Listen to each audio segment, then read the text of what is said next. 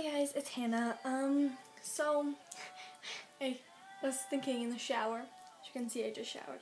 I was like, la-di-da-di-da, Wednesday. Oh my god, it's Wednesday. I'm not good at this yet, okay? So, shut up. Shut up right now before you comment on how awful I look. And yes, again, I do have to brush my hair like every 10 seconds because I don't think you want to see me with flaky, crusty, weird, wavy, disgusting hair, so thank you. Anyways, today I decided that I would talk more about my story, I guess, kind of in detail, of just kind of finding out myself and such. So, I guess it only really dates back to middle school because that's when everything started, so let's start, shall we?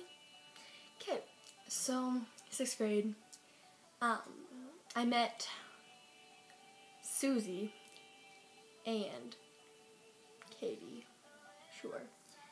I'm making up names for this because, you know, people and such. You'll understand why. I can't really exclaim their name all over the internet in just a second. And yes, I have music playing. Uh-oh. No. Because my sister's in the room right next door, and yeah, so, yeah, it's my life. Anyways, so 6th grade, I had this group of friends, and then there were 2 others, twins. We actually all had the same birthday, which is cool. We had a triple birthday, because it was those 2 and then me, and our birthday was pretty pimpin'. So anyways, just stand. Anyways, and so by the end of 6th grade, we were all pretty close as a group. Individually, me and Suzy, I think I made her name, me and Suzy were okay friends, and me and Katie were really good friends. And then Suzy became homeschooled and such, and Katie, stayed at school, and the twins, well, one of the twins in our entire group had a whole blowout type thing, whatever. So the group was pretty much Katie and I for the next school year, and it continued like that because even nowadays, me and Katie just sit together there and such. So anyways, so, after 6th grade, me and Suzy stayed friends, but because of the group thing falling apart, we had a lot more alone time and everything. We did a lot of, like, stuff over the summer.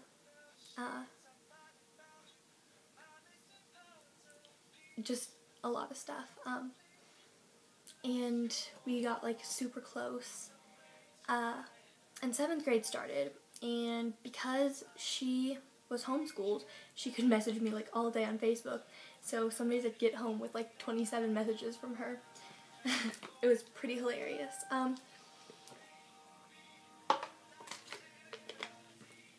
But I started dating Dan? We'll call him Dan. I'm using the letters of the first names of these people, so Dan and we started dating. And I remember we would do every single thing that me and Suzy had done, you know, like same type of activities and like date things, like we would go to the mall just like Suzy and I always did. We would go to this little shopping center with like a Starbucks and Subway and King Soopers and everything, just like Suzy and I did. And I kind of just made those 2 relationships parallel because I was like, every time I would go to those places, I would get that like feeling and such. But soon enough, I realized that the feeling wasn't really for the person. It was kind of more for the actions and everything. And then I started to really realize that Suzy was kind of the one that I was like, wait, you know? And so, and all through like 6th grade, flashback, I would remember like, there's this one time, Suzy was sitting on my lap at the library, and Katie was sitting across from us, and she just like looked at me, and I like had a body spasm, I guess, best way to describe it, and I like kissed her, right? But she like turned away quickly, and it kind of almost landed on her cheek, but I kind of stopped myself, so I got like that close to her face, and then Katie was like, "Did you just kiss her?" And I was like, but Suzy was like, "Oh no, don't worry, it was just like a cheek thing, it was no big deal." And I was like, sigh of relief, thank you. And I remember drilling myself about those feelings for like day in and day out, and I kept like denying everything, and you know, there's always that denial stage, because it's kind of hard, you know, to do such things like that and just jump right into it, because it's like not really normal yet in today's society, I guess. Anyways, so in December, December of 7th grade, while me and Dan, whatever I said his name was, were still dating, then Suzy had Facebook messaged me one night, and we played the question game like all day long, right? And so she was like, oh, poop, I kicked it. Oh, death of iPad. Uh-oh. No, don't die. Still is awful. Why can't I get it to stand up like this? I'm sorry, guys. That's what happened. I'm gonna get too far under. There we go. Okay. Please stay. Okay. Kind of better. So anyways, so she had messaged me, and it was my turn, and I was like, "What's your biggest secret?" And I knew what I was kind of digging for, but I didn't want to be really blunt about it, you know? And then she told me that she was bi and everything, right? And that was like the happiest moment of my life, kind of. I mean, it was amazing, because it was kind of everything I had wanted for like a year and a half that I could never admit to myself. And so right away I just told her the same thing, even though I'd never admitted to anyone, barely even myself, you know? And it was awesome. And we'd hung out a few times in between then, and we talked about it a little bit, but then one time we were on the swings at the park, and I asked her, I was like, "How'd you find out and everything?" And I think that might have been after I broke up with him. Dan, whatever his face is. And she was like, "To be honest, in 6th grade I had feelings for you." And I was like, "Oh my god, that's hilarious, because in 6th grade I had feelings for you."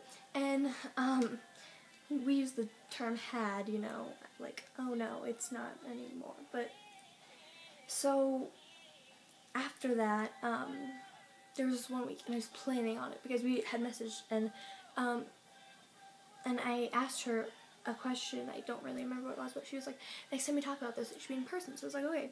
So she hung out with me, and I chickened out, and I didn't say it, and she sure as hell didn't say anything. And then the next week, she had like talked to me about it, I guess, because we kind of started up the conversation, and she knew exactly what I was going to ask her, of course, but she like forced me to say it, and I don't know, I couldn't find the right words, and I was nervous, and I just couldn't do it. I ended up saying it one word at a time, and I waited like 30 seconds between each word.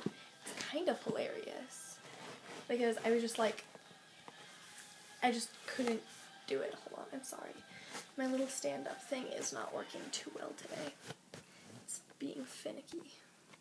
So, and so I said, like, "Could you ever see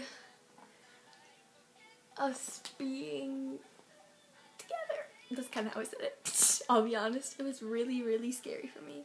Okay, you can't mock me, please. And the next second was probably the worst moment of my life. She said no. And all she said was that it was a family thing, right? So, Basically, we went on for like a long time, and we hadn't really said anything about it. And occasionally we would like talk about it and all, and I would ask her things and stuff, and it was really hard. And I would like, after that day, I had a week where I didn't speak to any of my friends. And I walked home with my friend Amy every day. Amy's real name's Amy, by the way. And I just blared my iPod with a certain song that I'm not gonna say, because if you ever hear me listen to it, you know that what I'm thinking about. Anyways, and I would blare that on repeat and just sing it out while I was crying. And we would be walking by like kids from our school, because there's just a crowd that goes that way, and then they all like split up at like the intersections and such. But I didn't really care who was looking at me. I was just like so depressed. And then as weeks went on, I could kind of come out of it, but it was really hard. And so then we kept talking about it more and more, and I would get a lot of different puzzle pieces from it. But I would always get mixed answers when I would ask, like, did you honestly have feelings for me? Yes. Do you still have feelings for me? Yes. Like, do you think of me as more of a friend? No. Do you, like, you know, I get, like, and then it just, like, and then I'd ask her about her feelings, and she'd say, like, oh, I love you in a friend way, and then a month later, she'd, like, change. It was just, like, it's kind of ridiculous, and it's really hard, and I don't know, but I slightly sort of started to get over her, like a month ago-ish, maybe. Not really. That's a lie. I don't know. It's all really hard for me, but I will find someone, and it's not going to be as perfect, because we're not going to have that background story of kind of finding each other, you know. But anyways, so that was my depressing story of, really hope I never said her name, because I just realized I completely kind of blanked about the name thing, so if so, sorry. Oh, and I think I missed out on the most important part of the story. Basically, the reason why she said no was because her parents told her that gays are bad people and all this stuff, like 2 days before I had asked her. So if I had asked her the previous week, shit might have been different. Until they probably talked about her. I don't know. Then she might have just broken it off or whatever. I have no idea what could have happened.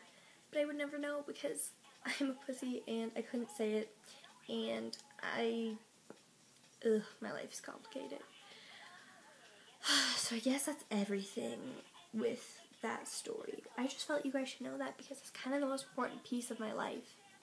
And also another thing that kind of helped me figure out who I am is Britannia, the lovely Britannia, of course. You know, Glee's amazing. Look at this Valentine's Day card that I got. It's a little late. I don't know if I showed you guys that. My daddy got it for me. We watched Glee together. Always. Yeah. It's really awesome. So, have fun with your life. I'm gonna bye-bye now. Sorry it's so long. It's kind of a long story. It's kind of a depressing one too. So go listen to some happy music. Watch some SpongeBob or some shit. Be happy. I love all of you. Peace out.